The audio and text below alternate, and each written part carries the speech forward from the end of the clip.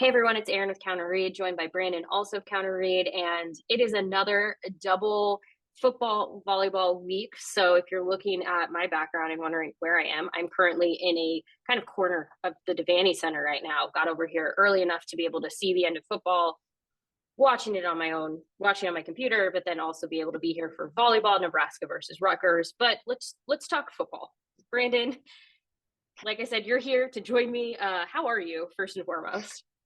I'm doing well. A little bit less frantic for me from home than you, juggling two spots, but no complaints. How are you doing? Good. It was actually not bad. It despite being very, very cold. Can't really beat a win regardless. Although things were getting a little bit dicey there in the fourth quarter as I was trying to get myself over to Devaney. I heard the field goal and was pretty like, oh, things are going on the right track. From what I've now been able to catch up on, it things got a little bit dicey there. So it's not perfect by any means, but it is also the first time Nebraska has had three consecutive wins in a season since 2016. So I mean, that's progress. Tristan Alvano, that field goal that I'm talking about, that kick, it was a great one. What, like 55 yards, I think, is what I saw. So I mean, for all of the potentially negative, there's also plenty of positive. And I think that's really, we've said this week in and week out, that's really going to be the name of the game for Nebraska going forward is like, can the positives outweigh the negatives? Because there's going to be negatives, but if this team can just keep consistently playing and believing in itself, those positives, in my opinion, will outweigh that. It just felt like that game that's the strategy at this point. Just have your good be better than the bad. Yeah, it absolutely is. I blame myself a little bit for the fourth quarter. On Twitter, at the point that Nebraska blocked that field goal and returned it for a touchdown, I noted that they'd given up 26 points on 8 turnovers in the first two games and only 10 on 9 since then. And then they immediately gave up 14 points off turnovers, one of which sadly was from Jeff Sims in his excuse me, in his one drive. Um, and then I also in our subscriber chat on Counter Read noted that this was probably the best performance I thought I'd seen from Nebraska that I could remember. I'd have to go back and look at it. Maybe not after that fourth quarter, but still really impressive given how many players they were missing. Yeah, and I mean that is just what's going to continue to happen is the attrition piece of this is so key. Nebraska continues to get banged up and it's not just Nebraska. We saw Purdue players who are injured. We're just at that point in the season where teams are beat up and so you're going to have to lean on depth. And really the way that Nebraska, and we talked about this in our midweek video this week here on YouTube, is Nebraska's really approaching this from next man up. Great. There's nothing else that can be done. And yeah, you saw some areas that the offensive line definitely was one where you're like, you can see the challenge that offensive line is going to have to overcome with some key pieces out now for this season. Nebraska will get Nori Noeli back at some point, but again, it's next man up because today, in my opinion, they weren't creating a whole lot of opportunity for Heinrich Harburg to run. They were putting a little more pressure on him in areas where you'd hope that he wouldn't have to feel that pressure necessarily. But again, it's an offensive line that is not who you expected to be, the lineup as it was, 7 weeks ago. So Nebraska's in this like, again, I'm just going to keep saying it. It's the good has to be better than the bad because there's going to be some bad, but like the teams that are going to get themselves bowl eligible are the ones that can overcome that. And Nebraska is on track at this point to still be bowl eligible. I mean, heck, Nebraska could hypothetically even still win the Big Ten West, which is wild to think about when we think back to Minnesota. When Nebraska fell to Minnesota, everyone was kind of like, even us were like, wait a second, that's not what you wanted to see. It's not what you want to have happen regardless.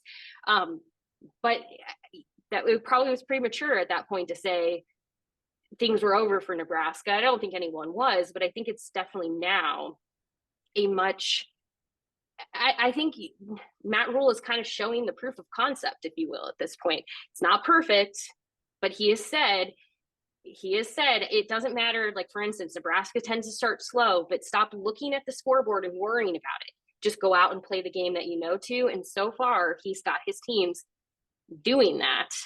So you have to give credit where credit is due on that front. Yeah, you really do. I mean, Nebraska won this game by 17 points as a 1 point favorite on the opening line. And then it moved really close to the game to Purdue by a point and a half. And you and I talked prior to the game, like we were a little bit surprised the line hadn't moved earlier, just given all of the injuries. But you won by 17 over a Big Ten team coming off a bye week without three starters on the offensive line and your leading receiver. It's, I guess, maybe the best way to put it, the customer satisfaction surveys where you have 5 choices and you can be extremely dissatisfied or extremely satisfied with somewhat and neutral in the middle. I was thinking about this during the game. Where would you put Nebraska based on how Big Ten it is through the eras? I would have Bo Pelini as neutral. New conference, only had 4 seasons. Like it was a big hill to climb. I put Mike Riley just with his approach to offense. Defense never quite got there, but I'd say they were somewhat Big Ten. Scott Frost, I'll go somewhat not Big Ten. You could talk me into extremely not. Matt Rule through 8 games, extremely Big Ten. And they set out to do that.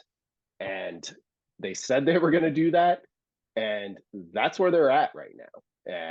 And what that looks like to me is you got an offense that does not scare anyone. And maybe it shouldn't, given the injuries that you have on that side.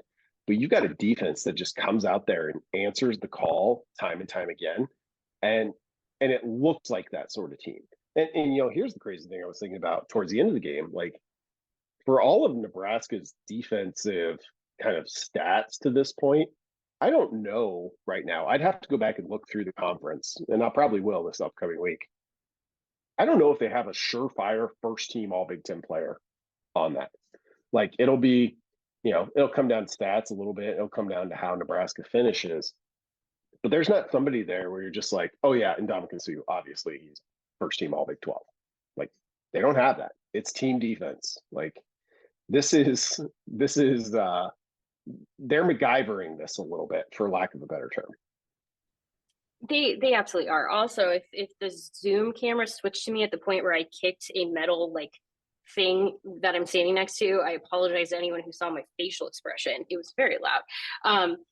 But they are MacGyvering it. I think that's a great way to say it, because this defense, at the first part of the year, we kind of, alluded to the fact that this defense was playing similar to like that 2009 Nebraska team, where the defense was very strong, the offense not so much. It definitely had more issues. And so your defense was really winning games for Nebraska in more ways than one.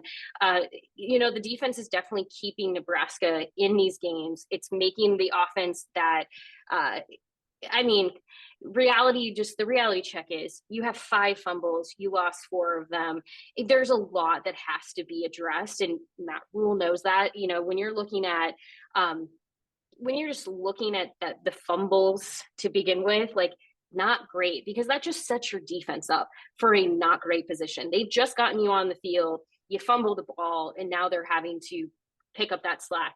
The good news is it does not feel like Nebraska's defense approaches this as, oh, come on, seriously. They're very much, and they've said this, and their attitudes reflected in the game.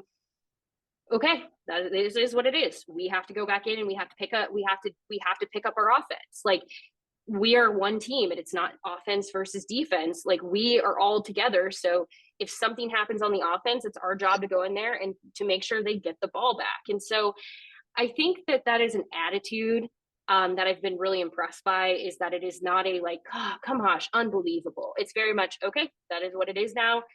Let's go get this done. Because yeah, you could be a defense looking at that and get pretty frustrated pretty fast. But at the same time, you look at the fact in Nebraska's defense sacked Purdue 3 times, had 9 tackles for loss. It's doing what it needs to do, and it's giving the offense an opportunity to survive and advance. Like, that's truly what it is at this point. It's just giving the offense the opportunity to survive in advance, because this offense is also MacGyvering it, but it's not going to MacGyver it if it doesn't have a defense holding it up. And that is what is happening right now, is the defense is truly propping this whole team up, but they're doing it really as a collective unit and not because one person is inherently shining brighter than anyone else, if that makes sense to anyone. No, I think it does. Like, I mean, sacks are cool, takeaways are cool. Those are kind of your like splash plays, your explosive plays on defense. But like in terms of point of pride, you know, going onto the field after your offense has made a mistake and limiting the damage, that's probably it for defense. And Nebraska, since those first two games, even with the two scores today, like don't turn it over 5 times. Five turnovers is a lot. You know, they've been excellent at it, and that's a mindset. That's kind of an attitude. That's a work ethic, and those are all things you can use. You know, as we kind of look to the remaining 4 games for Nebraska, they need one to get bowl eligible, and I feel at the moment, and you know, we're in the immediate moments after a game. We haven't even heard Rule's press conference. It's probably going on right now as we speak. This season feels like, so far, and there's 4 games left, like if they get bowl eligible, you know, it had already eclipsed, you know, weeks ago, the combined win total of Matt Rule's first 2 seasons at Temple and Baylor. So that's good. Different situations, of course, every time. But like, I feel like my strong feeling is that Matt Rule came into this of like, am I going to compromise how I did it at Temple and Baylor if I could win 2 more games right now? And my answer is no. But they might end up winning 2 more games than probably would have been fair to expect. And that's pretty amazing. Both Michigan State and Michigan State lost to Minnesota today. Maryland lost to Northwestern. It doesn't change anything about how difficult those games will be for Nebraska. But Nebraska's on a 3-game winning streak. You mentioned it at the top, and it's been a long time since we've seen that.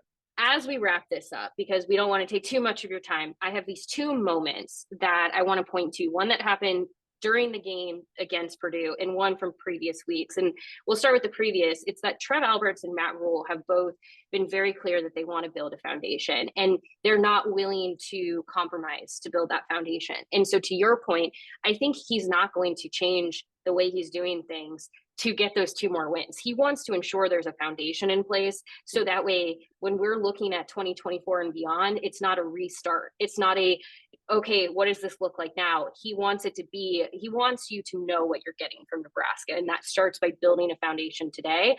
I think they're just kind of digging that foundation a lot faster, at least right now, than we realize. And even I think maybe he realized at times. And the reason I bring it back to this one moment today that I think encompasses a lot for me is it was after Tristan Alvano kicks that field goal. And we know in previous weeks when Alvano has missed or has had some rough times, Matt Rule brought it up where he said, last week he's kicking in the wind. He misses one in pregame and he gets nervous. He's like, I have to pick another one to just make sure that like I'm good. And Matt Rule's like, how many times have you kicked the ball? What did you do in the state championship game?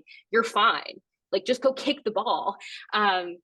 So to see Matt Rule rip his headset off and go racing down the sideline in just such sheer joy for Tristan, I think encompasses that foundation of what he's trying to build. Because I even had somebody ask, like, do you think he's upset about the high 5 touchdown? And I said, no, not at this point, because you've got a team that's building something together, and there's a lot of battles you can pick. And he's not picking some of these battles right now because you just want to see your team playing for each other and with each other. And to see his reaction also to Tristan's kick is kind of, in my opinion, all of that starting to come together. Is it going to be perfect? No. But I think there's something, if you're a Nebraska fan, to get pretty excited about when you see those moments kind of unfolding in real time. So that is just something I took away from today, having heard those things in the past. And, we'll keep an eye on it going forward. Nebraska goes to Michigan State next week. And then there's still Wisconsin, Maryland, and Iowa ahead from that. But this team has a really good chance to be bowl eligible. None of this is blowing smoke at anyone. This is like legitimate. Nebraska has that chance to at least have 6 wins, go to a bowl game for the first time since 2016. It's all very real. It's all very out there. And it will be remarkable whatever ends up happening at this point. Yeah, absolutely. You said it, with each other, for each other. And you were at Nebraska volleyball. That was a Nebraska volleyball acronym in seasons past. So I'll let you get to that. We'll wrap this one for now. We'll have plenty more of football, volleyball, whatever else kind of piques our interest this week at counterread.com. Yes, head to counterread.com, become a subscriber. Also leave comments, questions, anything in the comment section here. We love to hear from you, but definitely head to counterread.com because we have something coming this week that I think you're really going to like, and a couple things in the weeks to follow. So just head to counterread.com. All right, enough promo. Brandon, thank you so much for your time. Everyone, go watch volleyball. It's on BTN Plus if you catch this. If not, go check out the score. I'm going to say Nebraska will have won, knock on wood, wherever. There's a wood door right there. I'll go knock on that after we stop this video. So thank you everyone for watching. Leave some comments. We'll talk to you later.